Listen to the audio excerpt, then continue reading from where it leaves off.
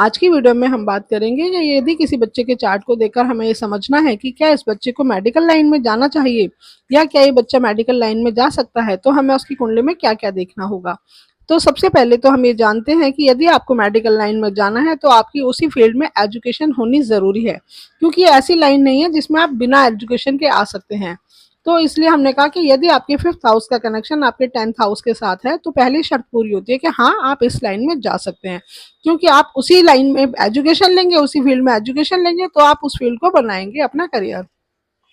ऐसे में यदि सिक्स हाउस और ट्वेल्थ हाउस का कनेक्शन भी आपके फिफ्थ हाउस और टेंथ हाउस के साथ आता है, जो कि हम जानते हैं कि यदि हमारे फिफ्थ हाउस और टेंथ हाउस का कनेक्शन सिक्स और ट्वेल्थ के साथ होगा तो हमारा वो उसी फील्ड में हमारी एजुकेशन और उसी फील्ड में हमारा करियर होना हमारे लिए सही रहेगा, यानी एक उपाय की तरह काम करेगा। हम ये कहेंगे फिफ्थ हाउस का कनेक्शन यदि सिक्स से होगा तो उसमें प्रॉब्लम्स आएंगी, या twelfth second sorry tenth house का कनेक्शन आपके फिफ्थ या ट्वेल्थ से होगा तो करियर में दिक्कतें आएंगी। तो यदि आप उन हाउसेस को ही कनेक्ट कर देते हैं अपनी एजुकेशन से, अपने करियर से, तो वहाँ पे प्रॉब्लम्स खत्म हो जाती हैं। तो दूसरी शर्त ये होती है कि आपके फिफ्थ और टेंथ का कनेक्शन सिक्स और ट्वेल्थ के साथ होना चाहिए।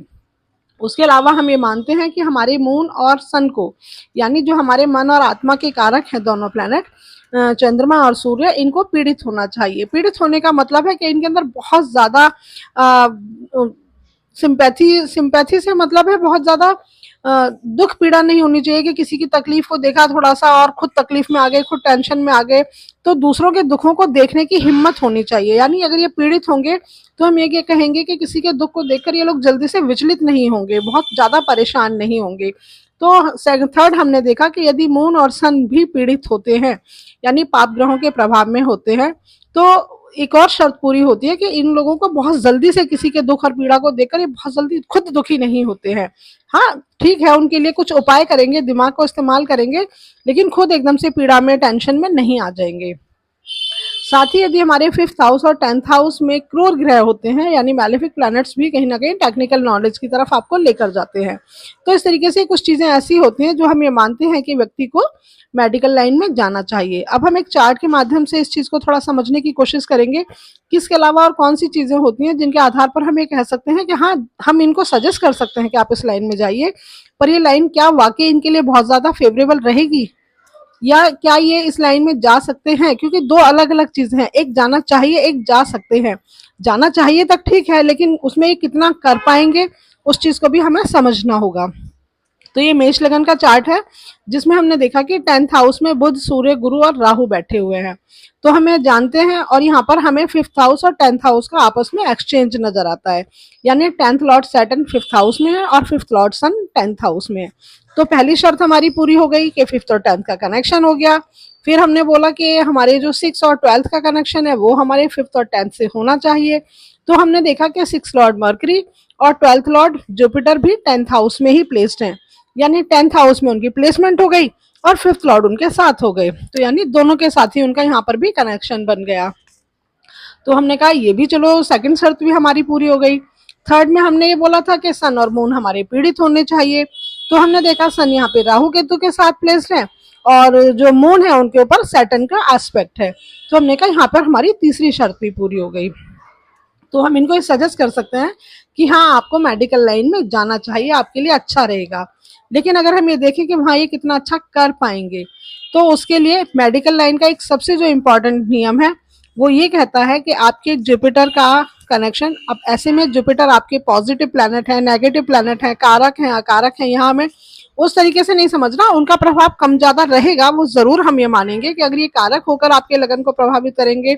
तो ज्यादा अच्छे रिजल्ट देंगे, अकारक होकर प्रभावित करेंगे तो थोड़ी सी हर्डल्स, प्रॉब्लम्स आएंगी। लेकिन फिर भी हम ये कहेंगे कि अगर आपके जुपिटर का कनेक्शन आपके लगन या लग्नेश के साथ होता है तो आपके अंदर, आपके पास वो ईश्वरीय कृपा होती है कि आप अपने वचनों से, अपने कर्मों से दूसरों के दुखों को दूर कर सकते हैं। यानी आपके लगन लग्नेश पर जुपिटर का प्रभाव होना जरूरी है। उसके अलावा अगर आप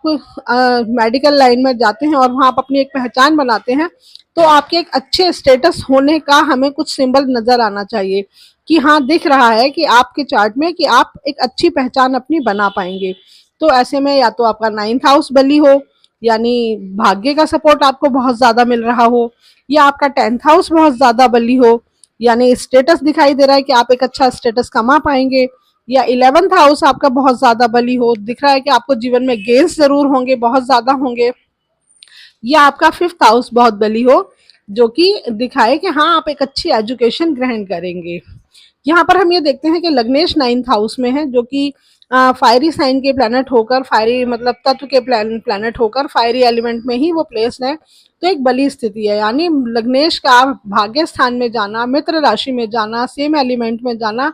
भाग्य का बहुत ज्यादा सपोर्ट दिखाता है। लेकिन अगर हम भाग्य स्थान की बात करें तो भाग्य के जो स्वामी हैं अपने से सेकंड गए हुए हैं, जो कि नीच की राशि में गए हैं, तो यहाँ पर हम भाग्य को बहुत ज्यादा बली नहीं मानेंगे, क्योंकि भाग्येश यहाँ नीच के हो रहे हैं। और भाग्य स्थान में भी भले ही लग्नेश है, लेकिन वो अष्टमेश भी है, एक क्रूर ग्रह भी बैठे हुए हैं। इसी तरीके से अगर हम 10th हाउस की बात करें तो हम कहेंगे कि 10th हाउस के जो लॉर्ड हैं वो अपने से अष्टम में गए हैं और शत्रु राशि में गए हैं, तो 10th हाउस को भी हम बहुत ज्यादा बली यहाँ पर नहीं मानेंगे। इसी तरीके से यदि हम 11th हाउस की बात करें तो हम 11th हाउस के स्वामी की भी कहें कि वो ठीक है, 11th लॉर्ड उसको देखते हैं, यानी 11th लॉर्ड यदि 11th हाउस को देखते हैं तो उस हाउस को बल प्रदान करते हैं, लेकिन वो भी यहाँ पर शत्रु राशि में है। भाव का बली होना और भावेश का बली होना, यहाँ पर दोनों के प्रभाव अलग होते हैं। यानी ऐसी कंडीशन में भावेश का बली होना हम ज्यादा जरूरी मानेंगे बजाय के भाव के बली होने से। साथ ही अगर हम 5th लॉर्ड की बात करें तो हम कहेंगे 5th लॉर्ड भी अपने से 6th हाउस में जाकर और शत्रु राशि में है और पाप प्रभाव में है। तो यहाँ पर इन जो हाउसेस हैं, जो बहुत इंपॉर्टेंट हाउस हैं हमारे स्टेटस के लिए, वो कहीं ना कहीं बहुत ज्यादा स्ट्रांग स्थिति में हमें नजर नहीं आते हैं। तो हम ये कह सकते हैं कि इन्हें, अगर ये इस मेडिकल लाइन में जाते हैं तो इन्हें बहुत बहुत ज्यादा एफर्ट्स करना पड़ेगा। और ये चीज देखने के लिए हमें इनकी दशा को भी ध्यान रखना पड़ेगा कि अगर दशा इनकी फेवरेबल होगी, इनकी डायरेक्शन सही होगी, क्योंकि हम ये जानते हैं कि हमारी दशाएं ही हमारी जिंदगी की दिशा निर्धारित करती हैं। अगर ये बहुत ज्यादा एफर्ट्स करने की इनके पास दशा है तो ये उसमें बहुत एफर्ट्स करके उस चीज को हासिल कर सकते हैं। लेकिन हम ये देखेंगे कि इनको जो जन्म के समय है वो मंगल की दशा मिली थी, जो बहुत थोड़ी मिली थी, उसके बाद इन्हें राहु की दशा मिली। राहु की दशा कहीं ना कहीं भ्रमित करने वाली दशा होती है। हाँ, हम यहाँ पर ये जरूर कह सकते हैं कि राहु योगकारक जैसा रिजल्ट देंगे, क्योंकि राहु केंद्र में बैठे हुए हैं और त्रिकोण के स्वामी उनके साथ बैठे हैं। और हम ये जानते हैं कि राहु यदि केंद्र में त्रिकोण के स्वामी के साथ या त्रिकोण में केंद्र के स्वामी के साथ होते हैं, या किसी भी हाउस में केंद्र और त्रिकोण दोनों के स्वामी के साथ होते हैं, तो वहां पर राहु योग कारक जैसे फल देते हैं। तो योग कारक जैसे फल देंगे तो वो आपको हर तरह की सुविधाएं देते रहेंगे, लेकिन उन आप जीवन में कितना राइज करेंगे, आपको आपकी मति को भ्रमित तो वो रख सकते हैं, जो कि उनका नेचुरल कारक तत्व है, क्योंकि कोई भी प्लैनेट कितना भी योग कारक हो, अपने नेचुरल कारक तत्वों को वो कभी नहीं छोड़